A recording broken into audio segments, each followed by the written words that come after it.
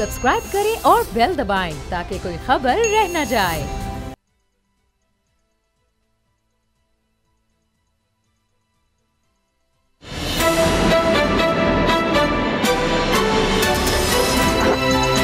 अब पता चला। बिस्मिल्लाहिर्रहमानिर्रहीम, अस्सलाम वालेकुम। मैं हूं मोहम्मद उसामा गाजी और आप देख रहे हैं अब पता चला। वो खाना जो कभी गरीबों की पहचान था, उस दाल रोटी को भी तब्दीली ने अय्याशी कर दिया है। जी नाजरीन, इस वक्त पूरा पाकिस्तान महंगाई के हाथों में परेशान है। आटा महंगा भी है और नायाब भी। चीनी की कीमत भी सेंचुरी का रिकॉर्ड तोड़ चुकी है। बिजली के झटके भी खत्म होने में नहीं आ रहे। सब्जियां, फल, दालें, कोई चीज ऐसी नहीं जिसने कीमत बढ़ने का रिकॉर्ड ना तोड़ा हो। आज खबर यह है कि वज़ीर आज़म इमरान खान ने महंगाई का मुकाबला करने के लिए टाइगर फोर्स को मैदान में उतारने का फैसला कर लिया है। यह फैसला बजाते खुद हुकूमती कारकर्दगी पर बहुत बड़ा सवालिया निशान लगा रहा है। सवाल उठ रहे हैं कि महंगाई से आवाम की जान छुड़ाना हुकूमत वक्त का मुंतखब नुमाइंदों का, काबीना का काम है, ये फिर टाइगर फोर्स का क्या काम है? चर्चा यह भी है कि टाइगर फोर्स दिखाई नहीं देती, सिर्फ सुनाई देती है। हुकूमती खिलाड़ी इस फैसले पर टाइगर फोर्स की शान में आसमान जमीन के कलाबे मिला रहे हैं। कोरोना के खिलाफ जंग में टाइगर फोर्स की बेहतरीन कारकर्दगी के कसीदे पढ़े जा रहे हैं। लेकिन सवाल यह भी है कि इस टाइगर फोर्स ने जो अरबों दरख्त लगाने थे वो कहां हैं? सच यह है कि हुकूमत के इस फैसले की टाइमिंग बहुत ही अहम है। ऑपोजिशन हुकूमत के खिलाफ एहतजाजी तहरीक के लिए बड़ी देर से तगदो कर रही थी, लेकिन उससे कोई इशू नहीं मिल रहा था। नवाज शरीफ के खिलाफ मुकदमे, नैब के एहतसाबी कोड़े, ऑपोजिशन रहनुमाओं की गिरफ्तारियां, कोई एक भी मामला तो अवामी नहीं था। लेकिन अब हुकूमत ने रिकॉर्ड तोड़ महंगाई के जरिए ऑपोजिशन को यह इशू खुद फराहम कर दिया है।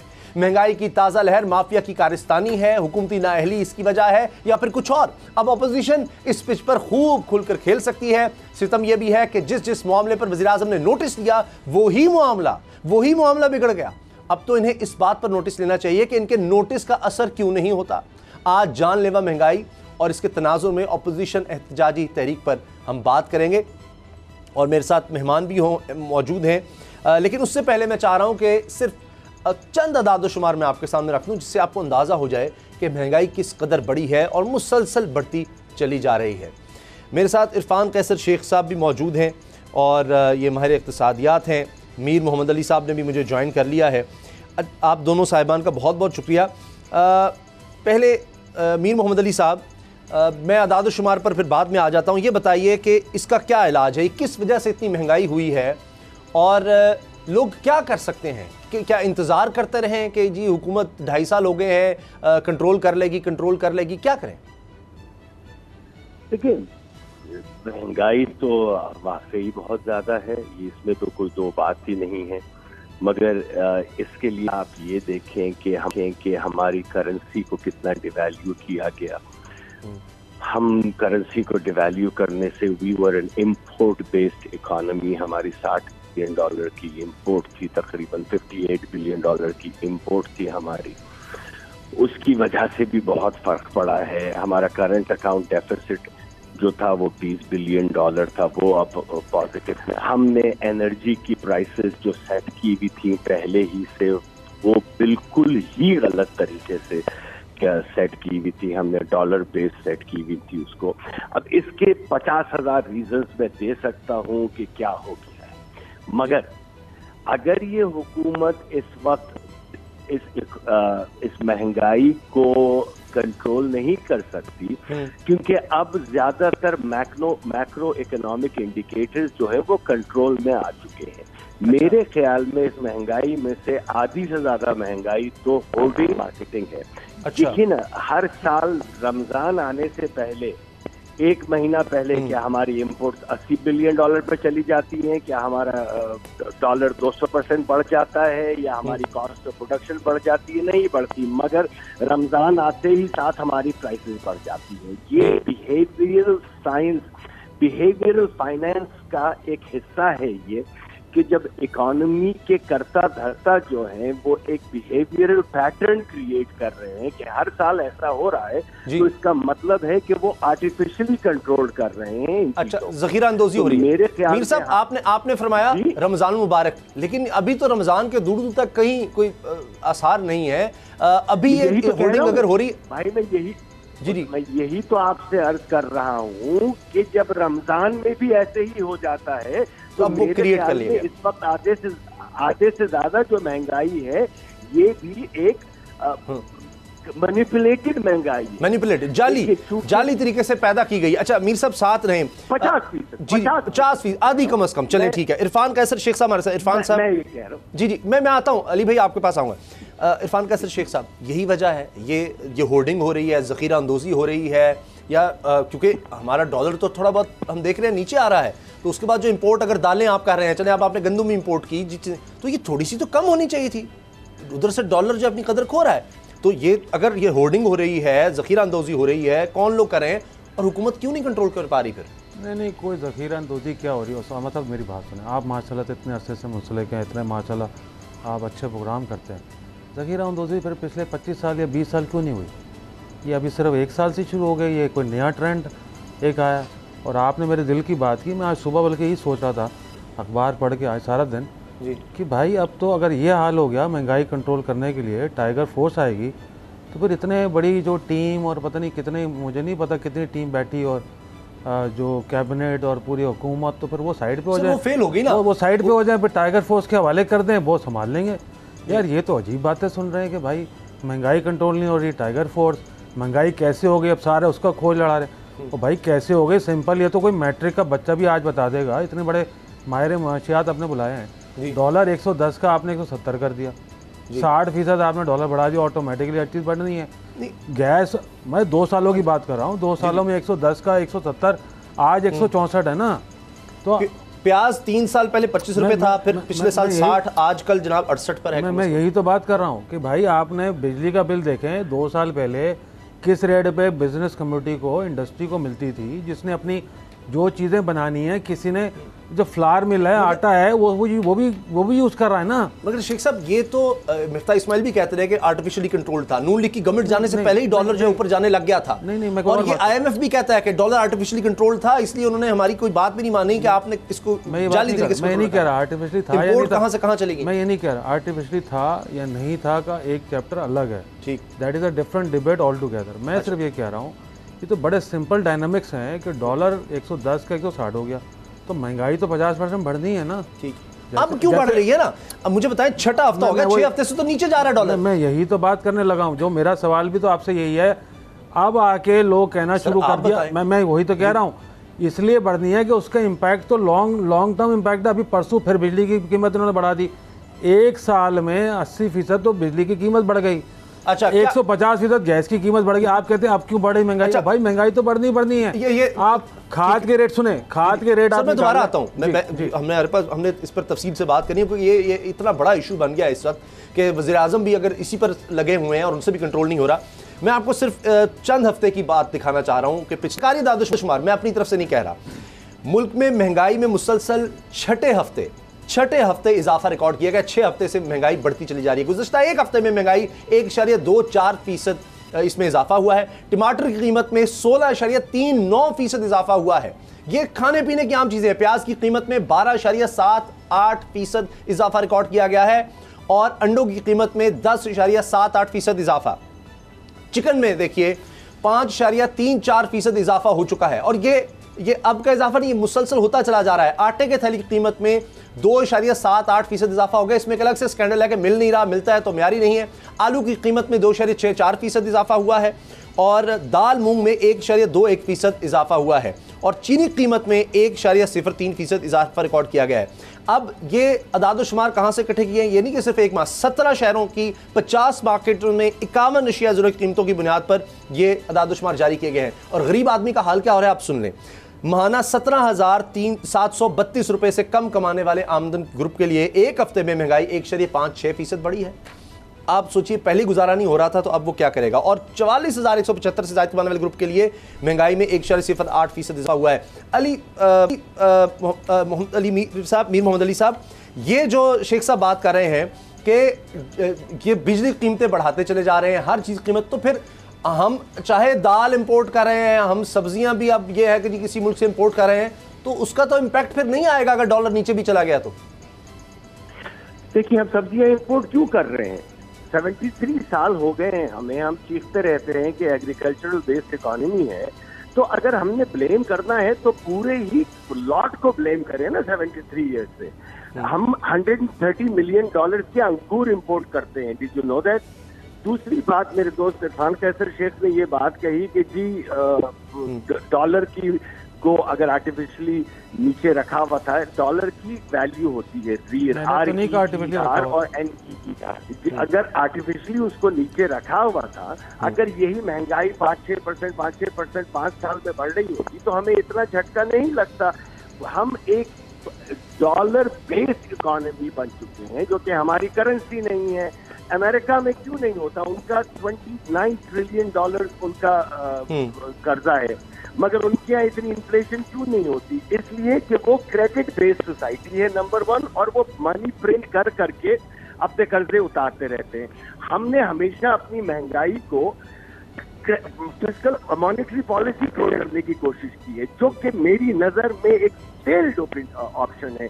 इसलिए कि एक सेकेंड, बहुत जरूरी बात है, कि इंटरेस्ट रेट बढ़ाने या कम करने से इतनी हमारी इकोनॉमी में इतना क्रेडिट है ही नहीं। हमारी कैश बेस्ड सोसाइटी है, हमारे पे कारखाने क्या क्रेडिट लेके चलाते हैं? नहीं। तो आप इंटरेस्ट रेट ऊपर भी कर दें या नीचे भी कर दें, उनकी जिंदगियों पर कोई फर्क ही नहीं पड़ता है। मीर साहब मुझे बताएं, ये जो टाइगर फोर्स है, आपने खुद कहा कि जी होर्डिंग, जखीरा अंदोजी हो रही है, जाली तरीके से महंगाई पैदा की जा रही है, चीजें मार्केट में नहीं है, उनकी कीमतें पूरी नहीं कह रहा मैं, आधी चले आधी। ये टाइगर फोर्स रोकेगी? ये जो मॉनिटरिंग टीमें होती हैं, मजिस्ट्रेट का निजाम है, आप छापे मार सकते हैं, वो नाकाम हो गए, टाइगर फोर्स काम आ सकेगी? टाइगर फोर्स से इसका कोई ताल्लुक ही नहीं है मेरी नजर में। देखिए ना, आप मुझसे अगर PTI के बारे में पूछ रहे हैं तो आप उनके किसी मिनिस्टर को बुला के पूछे। मैं तो आपसे ये कहूंगा कि ये सब्जेक्ट, ये प्राइस कंट्रोल जो है प्रोविंशियल सब्जेक्ट है ना, तो पाकिस्तान के 2 प्रोविंसेस का ब्लेम हम इमरान खान पे डाल देते हैं, पंजाब और खैबर पख्तूनख्वा का, फिर सिंध और बलोचिस्तान का भी तो ब्लेम किसी और पे डाला जाए। वो अपनी प्राइसेस क्यों नहीं कंट्रोल कर सक रहे हैं? Price is not a federal subject, it's a provincial subject.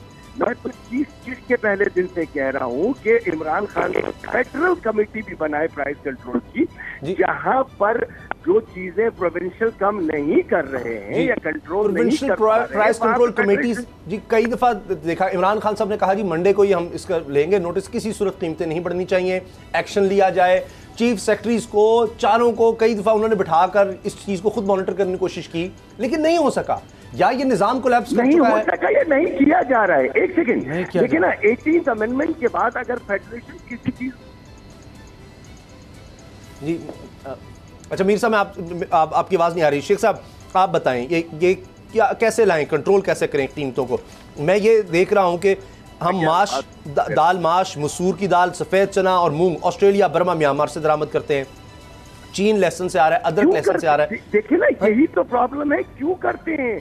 हमारे काश्तकारों को आप जब तक खुद कफील नहीं बनाएंगे, ये मसला हर 5 साल के बाद आता रहेगा। सर और किसने बनाना है? अगर ये गवर्नमेंट भी तो करे ना। ये 2.5 साल में फसल तो 6 माह में आ जाती है। तो यहाँ खुद देखिए, गरीब की तो चीखें निकल गई है ना। उस गरीब की चीखों को कम करने के लिए सिंपल सी बात है कि आपको प्राइस कंट्रोल करनी पड़ेगी। मुझे या आप बैठे हैं, अल्लाह माफ करे, हमें उतना फर्क नहीं पड़ता। और मैं ये शर्मिंदगी में कह रहा हूँ, ये बात फखर से नहीं कह रहा हूँ कि हमें उतना फर्क नहीं पड़ता। मगर जिसके 6 बच्चे हैं और किराए के घर में रह रहा है और 25,000 रुपए कमा रहा है, सर बहुत बुरा हाल है, यकीन करें बहुत बुरा हाल है। उसकी तो सांस रुक गई है। बिल्कुल ऐसे है। पहले होता था अच्छा जी चलो वो चीज जो सस्ती तरीन चीज है वो उससे गुजारा करता था कि अगर दाल महंगी हुई है तो चलो जो सस्ती इस वक्त सब्जी मिल रही है वो ले लेता हूँ। अगर कई दफा तो ये हुआ कि दाल से चिकन सस्ता हो गया तो चलो जी महीने में एक दफा बेचारा गरीब खा लेगा। अब तो वो आटे को तरस रहा है जो बुनियादी चीज है। वज़ीर आज़म कहते हैं कुछ भी हो जाए, आटा जो है प्रोवाइड करना है, सस्ता करना है। दरामद भी किया, फिर भी नहीं हो। ओसामा साहब देखें, जब तक 2 मिनट मुझे देगा मैं आपको, जब तक बेसिक्स नहीं समझ आएगा ना आपको और आपके नाज़रीन सर, इस वक्त मुझे यहाँ से शुरू मैं वही वहाँ से आपको सारी पाकिस्तान देख रहा है, गरीब आदमी कि ये कर दे हुकूमत तो ये कंट्रोल हो जाएगी। बस उसी को सिर्फ ब्रीफ टच करते आप बताएं। पाकिस्तान में ड्यूरिंग कोविड कोरोना पूरी दुनिया में इंटरनेशनल मंडी में तेल का भाव हो गया -$30। ठीक जी। हमने अब जो हम नेट इम्पोर्टेबल कंट्री हैं पाकिस्तान में, 12 अरब डॉलर का, अगर लुबा समझ लें आसान अल्फाज में, 2000 अरब रुपए का सालाना हम तेल इंपोर्ट करते हैं जी। ठीक, हमें 100 साल बाद ऐसी अपॉर्चुनिटी मिली कि 0 पे मुफ्त तेल मिल रहा था या $5 में मिल रहा था। हमने अपने आप को कवर नहीं किया। कहाँ थे इकोनॉमिक मैनेजर? अपने आप को 3 साल पूरी दुनिया ने फॉरवर्ड बुकिंग होती है। आज हम वही वो तेल लेकर रखते हैं कहाँ? हमारे पास तो पाकिस्तान की कैपेसिटी नहीं है। एक मिनट यार, जरा अपना एक सेकंड ओसामा, मीर साहब जब आपकी बारी आए दीजिएगा, मैं बीच में नहीं बोला। जी जी बिल्कुल बिल्कुल। फॉरवर्ड सौदे होते हैं, उसमें कोई रखने की जरूरत नहीं होती है। फ्यूचर आपके 4-4, 5 महीने के लिए, कम से कम 6 महीने का अपने आप को हेज करते ना। आपने $10 पे एक चीज नहीं ली, आज $45 पे रह रहे हैं, 4 गुना 25% आपने इजाफा किया ना पेट्रोल का। जी जी। पेट्रोल के इजाफे से मोटरसाइकिल वाला भी डायरेक्ट इफेक्ट होता है, बस वाला भी इफेक्ट होता है, कार वाला भी होता है, पजायरो वाला भी, लैंड क्रूजर वाला, किसान भी होता है, ताजिर भी होता है, किसान, ट्रैक्टर चलाने वाला, ताजिर, मिल, आटा, जो दाल फलाना, सब A to Z, घी बनाने वाला, जी जी, सबका बेसिक इनपुट कॉस्ट है पेट्रोल, बिजली, डीजल। जब आपने एक पाकिस्तान को ब्लेसिंग इन डिस्गाइज हुई, लाइफ टाइम मैं कहता हूँ 100 साल की अपॉर्चुनिटी मिली और आप नहीं बुक कर सके 6 महीने के लिए, तो आवाम को ₹50 पेट्रोल आप दे सकते, सुने गुजार नहीं दी ना, खत्म हो गई कहानी। तो कितना 10-15 रुपए सस्ता करके देख लिया, मिल नहीं रहा था, नहीं मिला, वही तो कह रहा हूँ। तो किसने अरेंज करना था? अच्छा उसको छोड़े, अब आपके अब हाजिर सवाल पे आ जाए। जी जी प्लीज। देखिए, इसमें कोई दो राय नहीं, लोगों की चीखें निकल गई, लोग मर गए, लेकिन इसमें भी कोई दो राय नहीं कि किसी के जूं पे कान पे जूं नहीं ये ना कहें आप वज़ीर आज़म नोटिस ले रहे हैं, टाइगर फोर्स कर कुछ तो कर रहे हैं ना, कोई हिलजुल कर रहे हैं, नोटिस ले रहे हैं। अगर ऐसे नोटिसों से आपका या किसी और का पेट भरता है तो मैं आपके प्रोग्राम की वसासत से प्राइम मिनिस्टर साहब को ऑनरेबल उनको बोलता हूं कि आप रोज के 2 नोटिस लें। अब वज़ीर आज़म ने जो टाइगर फोर्स बनाई है, मैं आ रहा हूं आपके पास, कल की बात कर, हमारे टाइगर हैं असद खरल साहब, उन्होंने मैं ज्वाइन किया है, मेरे साथ प्रोग्राम करते हैं। असद खरल साहब हमें ज्वाइन कर चुके हैं। खरल साहब मैं आपकी तरफ आता हूँ, आप अपनी बात मुकम्मल कर लें, सिर्फ कोई उम्मीद दिला दें कि इतने अरसे में महंगाई नीचे आ जाएगी या इस तरह हुकूमत कर दें? हो गया ये, इन्होंने गलती कर दी, एडमिनिस्ट्रेटिव इशू है। आज भी कोई ऐसी बात नहीं है कि आप बोले नामुमकिन। 2.5 साल में इनसे एडमिनिस्ट्रेशन नहीं कंट्रोल हो रही। मीर साहब भी यही बात कर रहे हैं। सर जी, बात ये, आज हम ऐसी जो गुफ्तगू कर रहे हैं, अल्लाह ना करे हम ये गुफ्तगू पूरे दुनिया के किसी मौजूद माशरे में गुफ्तगू होती है, मेन स्ट्रीम टीवी में सारा दिन बैठ के 2 महीने के महंगाई कंट्रोल नहीं हो रही, हम कोई टाइगर फोर्स ले आएंगे, फलानी फोर्स ले आएंगे, अल्लाह का नाम ले, पूरी दुनिया इस वक्त आप 165 मुल्कों में कहीं और गुफ्तगू होती है। ये एडमिनिस्ट्रेटिव इशूज़ हैं, गवर्नमेंट के इशूज़ हैं। हम बैठ के सारा दिन आवाम को लारे रप्पे ले रहे हैं, उनको सिर्फ आसरा दे रहे हैं, झूठी तसल्लियाँ दे रहे हैं। 4 दिन बाद हो जाएगी, 3 हफ्ते बाद हो जाएगी, 6 महीने बाद फलाना जहाज आ जाएगा, 8 महीने बाद। ओ खुदा का नाम ले, कुछ शर्म करें यार, ये कोई करने की बात है? तो और आपके ख्याल में 2 साल से क्या हो रहा है? या मैं कहता हूँ 10 साल से जब भी महंगाई हुई है, और क्या आप बताइए ना, अभी और 25 साल के डायनामिक में क्या फर्क पड़ा है? क्या ऐसी कोई नई चीज हो गई है जो मेरे ऑनरेबल मीर साहब फरमा रहे कि हम नेट इंपोर्टिंग कंट्री हैं, अंगूर इतना मंगाते हैं, फलाना फिगरे सबके पास है। पहले नहीं आता था क्या? 5 साल पहले अंगूर, अभी शुरू हुआ है क्या? पहले चॉकलेटें या दूध नहीं आते थे क्या? अब शुरू हुए?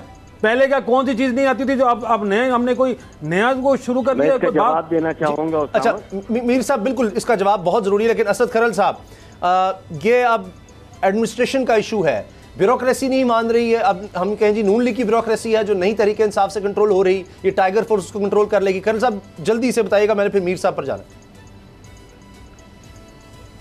देखिए, ये कोई एक्सक्यूज नहीं है, ये इनकम्पिटेंसी है, ये नाहली है आपकी, ये नालाकी है कि अगर ये आप एक्सक्यूज बनाते हैं कि ब्यूरोक्रेसी हमारे कंट्रोल में नहीं है। वो कैसी हुकूमत है जो ये खुद एडमिट कर रही है, एतराफ़ कर रही है, और उसका आमली सबूत ये है कि आप एक पॉलिटिकल लोगों की एक फोर्स बना रहे हैं कि जो ये आप कह रहे हैं कि जो ब्यूरोक्रेसी है, जो इदारे हैं, जो इंस्टीट्यूशन है, जिनका काम है हुकूमती पॉलिसीज को इम्प्लीमेंट कराना, उनकी एग्जीक्यूशन कराना, उन पर अमल दरामद कराना, तो अगर वो इदारे मौजूद है, करोड़ों टाइगर फोर्स आ रही है, बजट हम दे रहे हैं कर्नल साहब, टाइगर फोर्स आ रही है, टाइगर फोर्स का क्या मैंडेट है, क्या स्कोप है, ओवरलैपिंग होगी, इदारों के ऊपर इदारे बनाते जाए आप, उसकी कोई हैसियत नहीं है। उन्होंने कोरोना में अच्छा किरदार अदा किया है, आइडेंटिफिकेशन उन्होंने किया, वो आइडेंटिफाई करेंगे कौन जखीरा अंदोजी कर रहा है, कहां कहां स्टॉक इकट्ठा किया गया, वहां पर छापे मारे जाएंगे।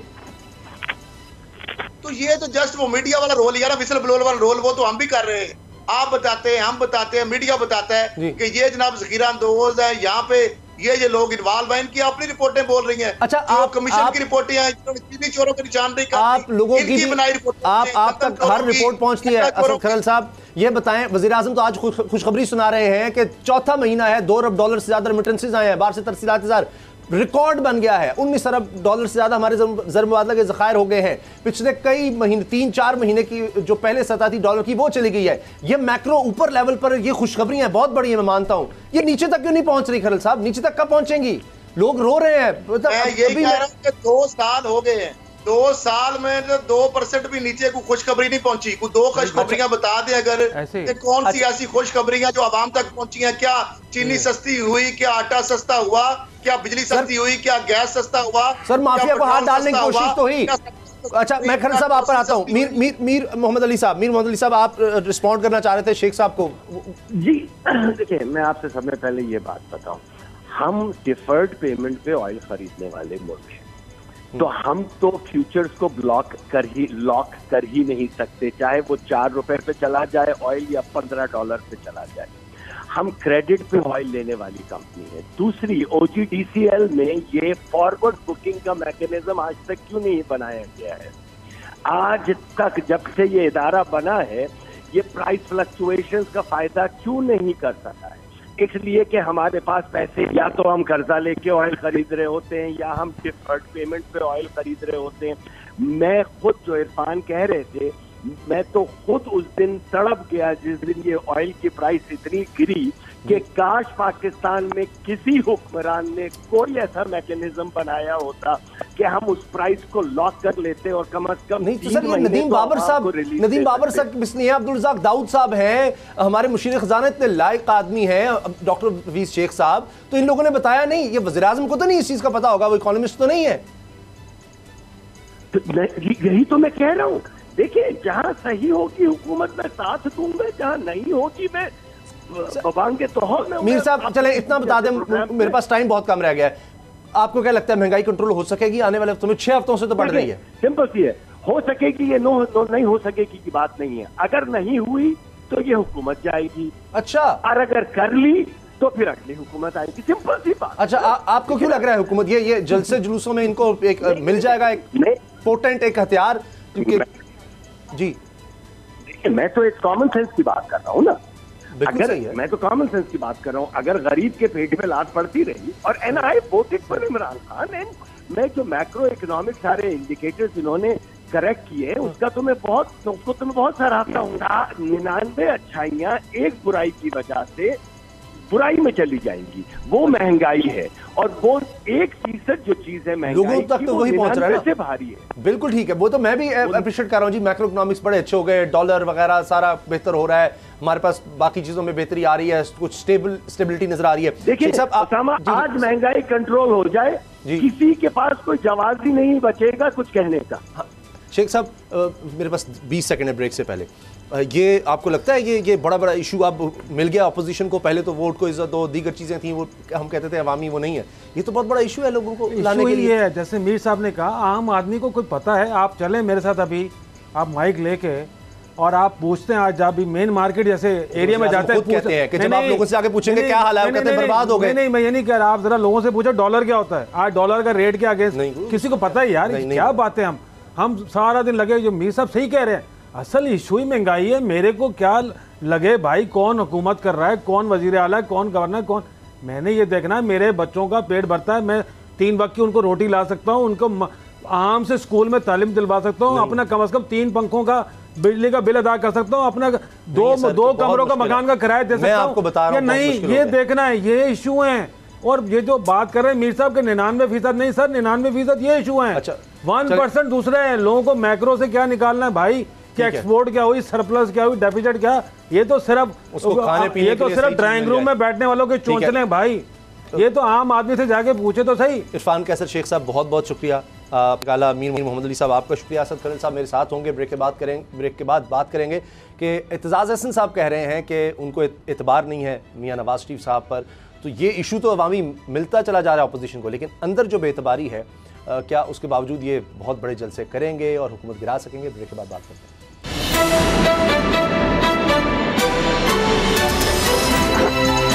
अब पता चला। पाकिस्तान पीपल्स पार्टी के सीनियर रहनुमा इत्तेज़ाज़ अहसन साहब ने नया पेंडोरा बॉक्स खोल दिया है। उन्होंने कहा है कि मैं तो अपनी क़यादत की मशवरा दूंगा कि मियां नवाज शरीफ पर एतमाद नहीं किया जा सकता, एतबार नहीं किया जा सकता। शहबाज शरीफ ग्रेटर गेम का हिस्सा हैं। अब जहां वो बैठे हैं जेल में हैं और वहां मुलाकातें आसान हो सकती हैं। नवाज शरीफ ने अगरचे मुलाकातों पर पाबंदी लगाई है, फिर वे भी कह रहे हैं कि बिलावल को अगर लीड करने दिया जाता, उनको लीड करना चाहिए था, लेकिन फिर कहा जाता जी सिंध की तरफ से हमला किया जा रहा है पंजाब पर, अगर वज़ीर आला करते सिंध के तब भी यही कहा जाता है। तो मौलाना फजलुर रहमान की शदीद ख्वाहिश थी, लिहाजा उनको PDM की क़यादत सौंप दी गई है। लेकिन एक और बात उन्होंने बहुत अहम कर दी है। अब ये इत्तेज़ाज़ अहसन साहब ने इंटरव्यू में ये कहा है कि मौलाना मसलकी और मजहबी कार्ड इस्तेमाल कर सकते हैं। ये इत्तेज़ाज़ अहसन साहब कह रहे हैं अगर ऐसा हुआ तो मुस्तक़बिल में PDM की सियासत के लिए नुकसानदेह होगा। अपनी जमात को ही मशवरा दूंगा कि नवाज शरीफ पर एतमाद करना बहुत मुश्किल है। दूसरी तरफ पाकिस्तान डेमोक्रेटिक मूवमेंट ने हंगामी प्लान तैयार कर लिया है कि अगर उनको जलसे ना करने दिए गए या कोई गिरफ्तारियाँ हुई तो फिर वहीं पर अहम शहरों में, अहम शाहराहों पर धरने दे दिए जाएंगे। अगरचे फैसला ये कर लिया वज़ीर आज़म ने कि सबको इजाज़त दी जाएगी जहाँ वो जलसा करना चाहें करें। असद खरल साहब, ये इजाज़त हुकूमत दे रही है, बिल्कुल करें, जलसे जुलूस जहाँ करने SOPs पर बस अमल करें, लेकिन इत्तेज़ाज़ अहसन साहब जिस तरफ इशारा कर रहे हैं तो उससे तो लग रहा है कि एतमाद की कमी है। हथियार ये बड़ा आ गया है महंगाई का, लेकिन ये किस तरह, जब लीडरशिप ही आपस में एक दूसरे पर एतमाद नहीं कर रही तो मामला कैसे आगे चलेगा? अब इत्तेज़ाज़ साहब ने जो बात की है ना, वो बड़ी गहरी बात की है, और जो बातें कई रोज से मैं कह रहा था उस चीज की उन्होंने जबरदस्त तरीके से एक तायद कर दिया है। बेसिकली दो चीजें इसमें बड़ी है। एक, उन्होंने बताया कि नवाज शरीफ साहब पर वो एतबार नहीं कर रहे, नंबर 1, यानी नून लीग जो बहुत ज्यादा अग्रेसिव पॉलिटिक्स की खां है उसके ऊपर वो एतबार नहीं कर रहे। दूसरी तरफ वो कह रहे हैं कि मौलाना फजलुर रहमान साहब अगर मजहबी कार्ड का इस्तेमाल करेंगे, जो कि यकीनन वो करेंगे, इसके अलावा उनके पास और ताकत है क्या? सियासी ताकत तो आप उनकी देख ली कि एक सीट अपनी तो ले नहीं सके वो, तो उससे भी वो डिसओन कर रहे हैं। तो यानी पीपल्स पार्टी की तरफ से जो मैं पहले ही कहा, उन्होंने ऑफिशियली उसका अनाउंस कर दिया। तीसरी चीज एक और बड़ी जो हैपनिंग होने जा रही है, 2-3 हैपनिंग हो रही है। जिस तरह नवाज शरीफ साहब बाहर चले गए अपने मामला करके, अब जाहिर बात है हर बंदा समझदार है। जरदारी साहब के मामला ऑलमोस्ट फाइनल स्टेजेस पे हैं और चंद घंटों में, चंद दिनों में, मैं हफ्तों की या महीनों की बात नहीं कर रहा। अच्छा। जरदारी साहब भी आराम से बाहर चले जाए। सर वो तो जरदारी साहब वो तो बीमार हैं बहुत ज्यादा। चौधरी मंजूर साहब ने ज्वाइन किया है। चौधरी मंजूर साहब पाकिस्तान पीपल्स पार्टी के सीनियर। चौधरी साहब, कैसी तबीयत है असफली जरदारी साहब की? अचानक उनकी तबीयत नासाज हुई, हॉस्पिटल उनको ले जाया गया, अभी कैसी तबीयत है उनका? कल मुकम्मल चेकअप हुआ था तो ही इज इम्प्रूविंग नाउ। तो अभी डॉक्टर्स ने क्या कहा है? क्या उनको भी इलाज की गर्ज से बाहर जाने की अभी जरूरत हो सकती है? अभी कुछ बताया गया है या मुतमईन है डॉक्टर्स? नहीं, कोई ऐसी बात नहीं। ये क्या बात है? हमारा तो कोई बच्चा भी बाहर नहीं है जी। ये कोई उनका है प्रॉब्लम, उनकी सेहत से नजर आ रहा है। वो जब गिरफ्तार रहे हैं तो उनको प्रॉपर ट्रीटमेंट नहीं दिया गया और उससे तकरीबन 20 kg के करीब उनका वजन गिरा है। तो बजाय इसके कि उसको इंसानी बुनियादों पर उनकी हेल्थ के हवाले से देखा जाए, हर वक्त सिर्फ साजिशों के हवाले से क्यों देखा जाता है? नहीं, फिर भी देखिए, पहले भी दुबई में शायद उनका ट्रीटमेंट हुआ है। मैं तो इस वजह से पूछ रहा हूँ कि बाज़ औक़ात ये होता है, पहले भी ये बात कही, जरूरत होगी तो वो कह देंगे, लेकिन आपके सामने उनकी सेहत है, सारी दुनिया के सामने उनकी सेहत है। अच्छा। और ये इत्तेज़ाज़ साहब ने जो हालिया इंटरव्यू दिया है, सीनियर पॉलिटिशियन है, पाकिस्तान पीपल्स पार्टी का हिस्सा है, वो कह रहे हैं कि जी मैं तो पार्टी से कहूँगा कि वो नवाज शरीफ पर एतमाद ना करें, नहीं किया जा सकता। उनका अपना एक नुक्ता नज़र है और वो पुराना उनका नुक्ता नज़र है। पार्टी, उन्होंने खुद ही कह दिया कि ये मेरा नुक्ता नज़र है। मेरी पार्टी का नहीं है, पार्टी जो फैसला करेगी फिर मैं उसके साथ। अच्छा, फिर उसके बाद क्या जरूरत रह जाती है कि हम चॉइस साहब के बयान पे बिल्कुल बात ठीक करें। जरदारी साहब जो माजी में कहते हैं वो भी बिल्कुल इससे भी ज्यादा सख्त जुमले थे। ऐसा क्या हुआ है जिसके बाद अब पीपल्स पार्टी की लीडरशिप को इत्मीनाद है मियां नवाज शरीफ साहब पर कि इस दफा वो धोखा नहीं देंगे? नहीं, मसला ये है कि मसला सिर्फ एतमाद का नहीं है, मसला ये है कि इस वक्त हम एक ही नतीजे पे पहुंचे हैं। ये पाकिस्तान पीपल्स पार्टी बड़ी देर से कहती आ रही थी कि इस मुल्क में आइन की हुक्मरानी चाहिए। आइन ने सबकी हदूद मुकर्रर कर दी, पार्लियामेंट की हद मुकर्रर कर दी, आइन ने अदलिया की हद मुकर्रर कर दी है, सिविल एंड मिलिट्री ब्यूरोक्रेसी की हद मुकर्रर कर दी है, मीडिया की हद मुकर्रर कर दी है, ह्यूमन राइट्स की हद मुकर्रर कर दी है। तमाम सोसाइटी को, सेक्शन ऑफ सोसाइटी को उन्होंने बताया है कि किसने क्या क्या करना है, कैसे करना है, क्या क्या जिम्मेदारियां हैं, क्या फराइज हैं। तो अगर उस बुनियाद पे आए हैं, नून लीग आई है उस पे और बाकी पार्टियां आ गई हैं, तो ये तो हमारे मौकफ की जीत है। यही तो हम जब पहली बार 77 में वो आइन टूटा था, जो मुतफिका आइन था, आज भी मुतफिका आइन वही है। अच्छा, हम ही बार बार ये कह रहे हैं कि अगर इसको छेड़ा गया तो शायद इत्फाक ना हो पाए बहुत सारी चीजों। बिल्कुल सही। लेकिन चौधरी साहब, नवाज शरीफ साहब मुसलसल बात कर रहे हैं कि मुझे गलत निकाला गया, ये फैसला गलत था, पनामा केस को ही वो बुनियाद बनाते हैं, उनका वही बयानी कि मुझे गलत निकाला, वोट को इज्जत दो। वो तो कह रहे हैं हमारा ये बयानिया है। पीपल्स पार्टी तो पनामा केस को जस्टिफाई करती है कि बिल्कुल वो सही सजा दी गई। नहीं, देखिए ना, वो पनामा केस में सही सजा दी गई या गलत दी गई वो तो एक अलग बहस है। लेकिन अब सवाल ये है कि वो जो कह रहे हैं वो क्या कह रहे हैं। वो ये कह रहे हैं वो कि गलत है, दबाव में फैसला दिया था, वो उन जजेस का फैसला वो नहीं मानते। वो तो ये कह रहे हैं कि जो उनको निकाला गया तनख्वाह, उनका राइट है, उनका राइट है। देखिए ना, उनका राइट है कि वो माने या ना माने। दूसरी बात यह है कि क्या भुट्टो साहब वाला फैसला ठीक फैसला था? हमारा रेफरेंस अभी भी पड़ा हुआ है। देखिए, तो क्या अदलिया उसको भुट्टो साहब फैसला गलत था। मियां नवाज शरीफ साहब आज कह रहे हैं कि वो गलत फैसला था, पहले नहीं कहते थे, चलो छोड़ दें। लेकिन पनामा केस पर पीपल्स पार्टी, तो मैं आज की बात कर रहा हूं कि उस वक्त पीपल्स पार्टी भी जाती रही और वो कि मियां नवाज शरीफ साहब का तो सारा नैरेटिव इस बात पर बिल्ड है कि ये 2013 के इलेक्शन बिल्कुल ठीक थे, अब इलेक्शन बुरे हुए हैं। पीपल्स पार्टी कहती है 2013 के इलेक्शन। अच्छा, ये सारी बातें ना उसामा साहब, हम सारी बातें पीछे छोड़ कर आए हैं। ये सारी बातें जो आप करना चाह रहे हैं या मुझसे कहलवाना चाह रहे हैं, ये सारी बातों का हमें भी पता है, हमने जो उनके बारे में कहा उनको भी पता है। हम ये सारी बातें पीछे छोड़कर अब आगे आए, अब आगे की बात की। हमने भी उनके बारे में बहुत कुछ कहा, उन्होंने भी हमारे बारे में बहुत कुछ कहा। हम फिर इकट्ठे बैठे हैं क्योंकि हम ये समझते हैं कि इस वक्त एक आम आदमी की जिंदगी बर्बाद हो गई है, महंगाई ने लोगों का जीना मुश्किल कर दिया है, एक बेरोजगारी ने यहाँ पे, खारजा पॉलिसी पे मुकम्मल फेलियर हो चुका है, जो नेशनल एक्शन प्लान है उसकी कोई कहीं इम्प्लीमेंटेशन नजर नहीं आती है, इदारे अपनी हुदूद से बाहर भाग रहे हैं।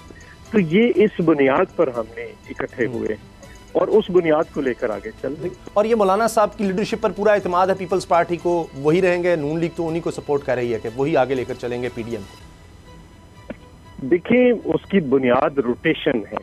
मैं बतौर एक तालिब इल्म के जो इत्तेहाद रहे हैं हमारे एमआरडी से लेकर आज तक जी, तो मुझे पता है क्या क्या इत्तेहाद रहे हैं, उनका क्या मैकेनिज्म था।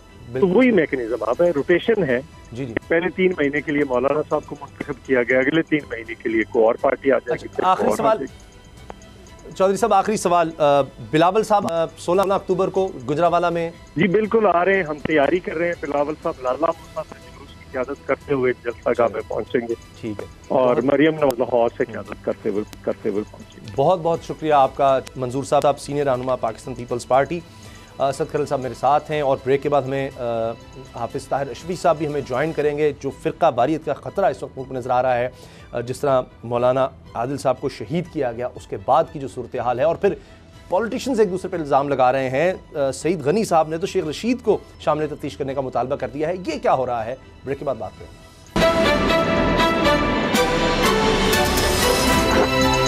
अब पता चला।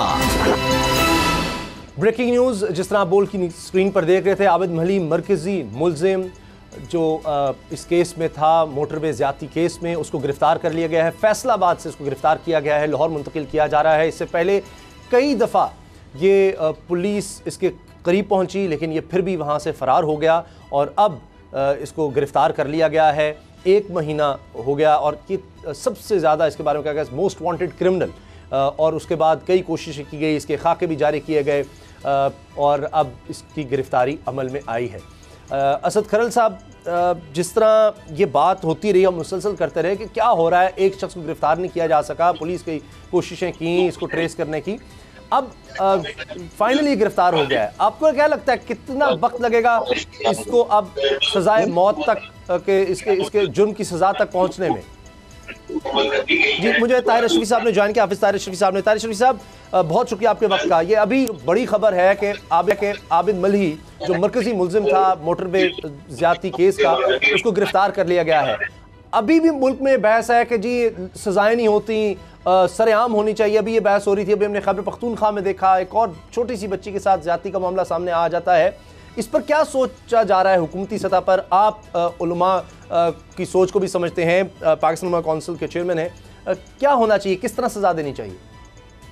देखिए, बात यह है कि हम सब की जो बका है ना, वो है कुरान और सुन्नत की तालीमात के साथ। बेशक। और मैं ये सवाल आज आपके जरिए उन सब जो इंसानी हकूक के नाम पे मुंह टेढ़े करके हमारे लोग बोलते हैं, उनसे पूछना चाहता हूं कि तुम ज्यादा रहम दिल हो या अल्लाह ज्यादा रहम वाला है? अल्लाह। बेशक। तो अल्लाह तो 70 माओं से ज्यादा रहम करने वाला है। जब उसने इस तरह के अमल की सजा जो है उसमें संसार और कोड़े हैं, तो तुम कौन होते हो? लिहाजा मैं समझता हूँ कि इसमें हुकूमत को कानून साजी करनी पड़े, कुछ भी करना पड़े, हमारी सुप्रीम कोर्ट को चंद, मैं नहीं कहता आप सबको दें, आप इस तरह की जो जैसे ये है, जिस तरह वो 2.5 साल की बच्ची का वाकया है और इस तरह के बहुत से वाकयात हुए, 10-15 लोगों को एक हफ्ते के टाइम में ट्रायल करके आप ओपनली सजाएं दे दें हमेशा के लिए, ये सिलसिला पाकिस्तान से इंशाल्लाह खत्म हो जाएगा।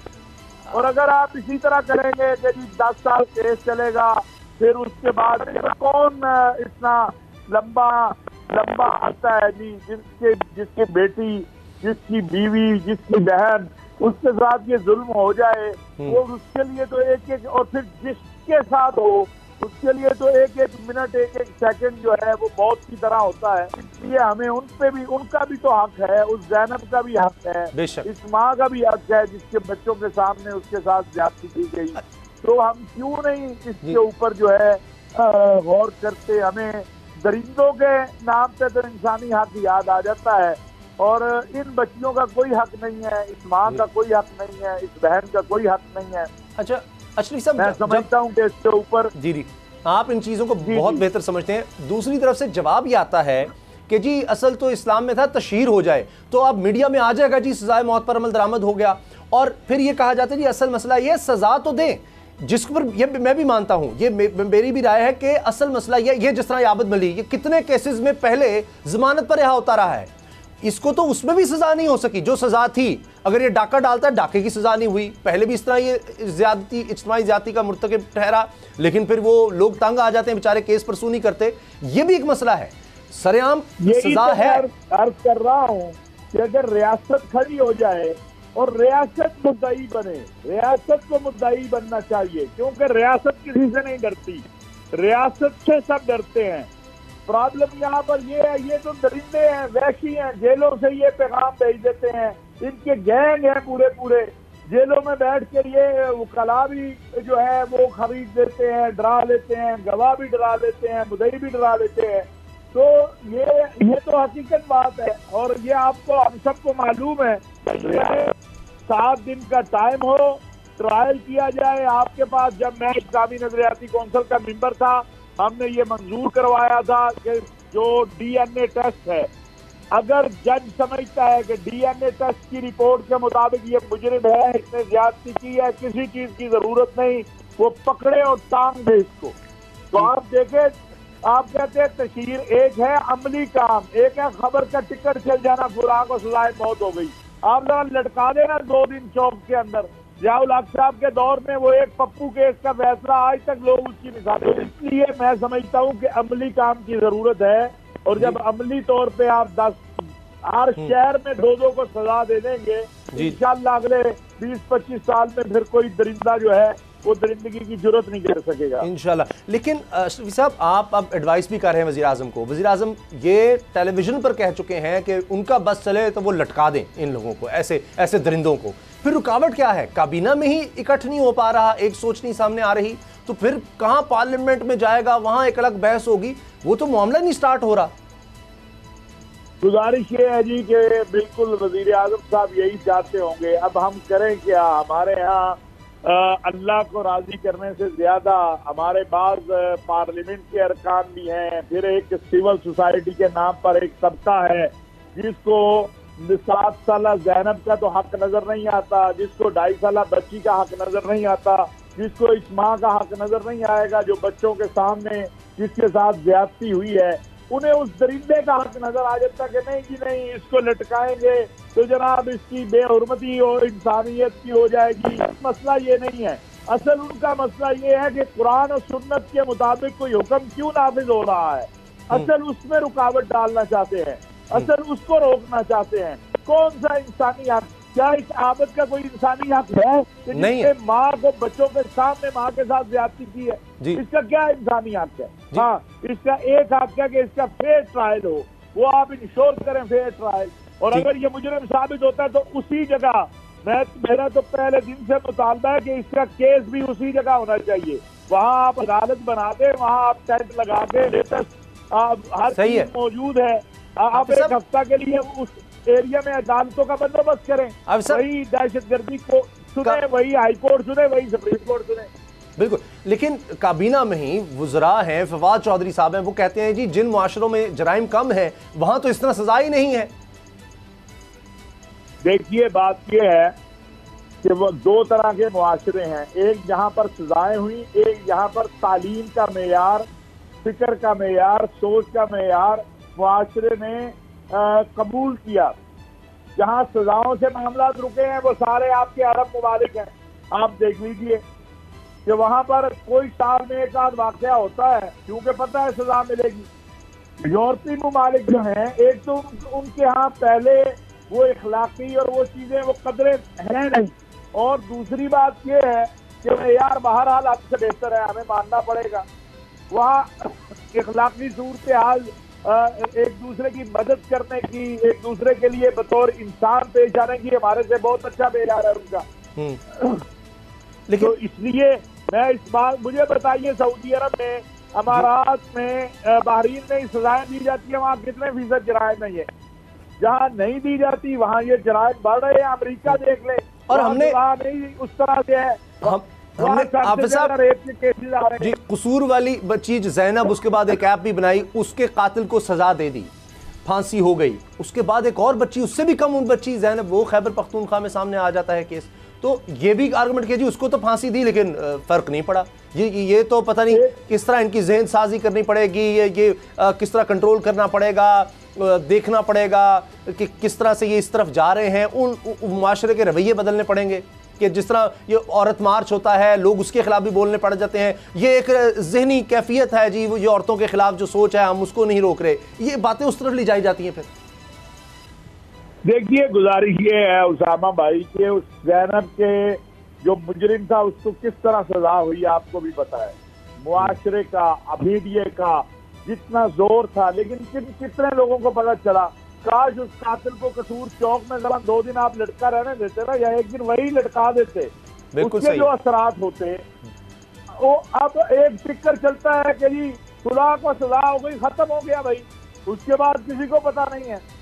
निशाने इबरत बनाना कुरान ने जो हुक्म दिया, शरीयत जो कहती है सब, तो इसलिए कहती है कि ताकि पता लोगों को पता चले कि ये इसकी सजा कितनी सख्त है। हर शख्स डरेगा कि मुझे लोगों के दरमियान खड़ा करके उसको अगर इंसानियत का 1% उसके अंदर होगा, मेरे पास सिर्फ 1 मिनट है तारिक शफी साहब। आखिर में प्रोग्राम से पहले ये जो फ़िरका वारियत फैलाने की कोशिश हुई है, आपने बड़ा भरपूर तरीके से सामने आकर इस मामले को लोगों के सामने रखा है। अब ये मौलाना आदिल साहब को जो कत्ल किया गया, शहीद किया गया, इसके बाद आप समझते हैं कि हम लोगों को समझ आ गई है कि ये एक साजिश थी और हमने इसका मुकाबला करना है, या खुदा न खास्ता ऐसे वाक़यात इश्तियाल दिला सकते हैं लोगों को? देखिए, गुजारिश ये है कि इसमें बहुत मीडिया से लेके उलमा तक और हुकूमत से लेकर निचले जिम्मेदारों तक, ग्रास रूट लेवल तक हमें मेहनत करनी है। उसामा भाई, बहुत बड़ी साजिश तैयार है और वो नाकाम भी हुई है अल्हम्दुलिल्लाह। लेकिन मौलाना आदिल साहब का मामला, सिंध हुकूमत के आज जो तर्जुमान की प्रेस कॉन्फ्रेंस है, उस पर दिल करता है बंदा मातम करे। नहीं, वो तो कह रहे हैं शेख रशीद को सामने तफ्तीश किया जाए। ठीक है, चल साहब, बहुत बहुत बहुत शुक्रिया। वक्त खत्म हो गया है, हेडलाइंस का वक्त हो गया। आपका बहुत बहुत शुक्रिया। आप सबसे दरख्वास्त है, दुआ में याद रखिएगा। इजाज़त दीजिए, अल्लाह हाफ़िज़।